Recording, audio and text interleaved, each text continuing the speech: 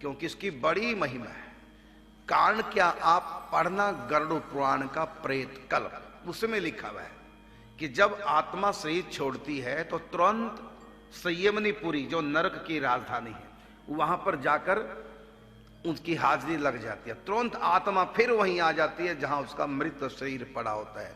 13 दिन तक आत्मा उसी घर में रहती है। यहां तक कि जब उसका संस्कार होता है तो संस्कार के साथ अर्थी के साथ साथ आत्मा भी साथ चलती है, लेकिन वो यम पास में बंद ही होती है।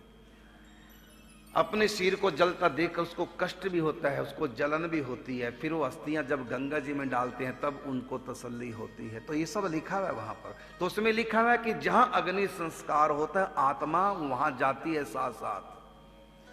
तो जिसका अग्नि संस्कार, शरीर भले कहीं छूटे, यदि अग्नि संस्कार ब्रज में हुआ तो उसकी आत्मा भी ब्रज में आ जाती है।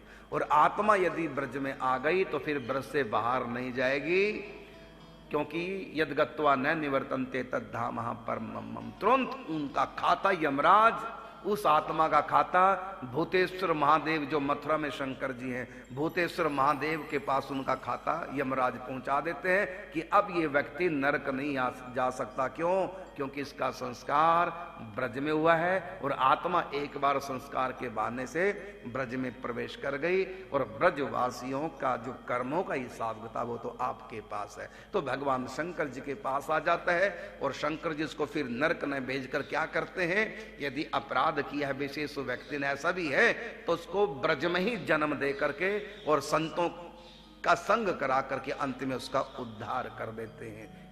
तो ऐसे दयालु कृपालु भगवान भूतेश्वर भोलेनाथ कर्पूर गौरम करुणावतारम संसार सारम भुजगेंद्रहारम सदा वसंतम हृदय रविंदे भवम भवानी सहितम नमामि। ऐसे कर्पूर गौरम करुणावतारम, करुणा के अवतार भगवान शिव, उनको ब्रज में ही जन्म दे करके संतों के दर्शन, ब्रजवासियों के दर्शन, संतों के झूठन खिला करके कैसे भी और उसको सत्संग दे करके अंत में भगवान शिव उसका उद्धार कर देते हैं। जब से हमने महिमा सुनी है ब्रज में अग्नि संस्कार के, तब से हमारे मन में एक संकल्प बार बार उठने लगा कि हमारे लिए थोड़ी सी मेहनत है लेकिन कितने लोगों का उद्धार हो सकता है। कहीं भी ब्रज में जमीन दे करके 1-2 एकड़ उसमें शमशान बनाया जाए, बड़ा सुंदर, और ऐसा शमशान जिसमें अखंड हरि नाम संकीर्तन हो, नाम संकीर्तन हो रहा हो तब अग्नि संस्कार हो रहा है। कितना दुर्लभ ये संयोग होगा।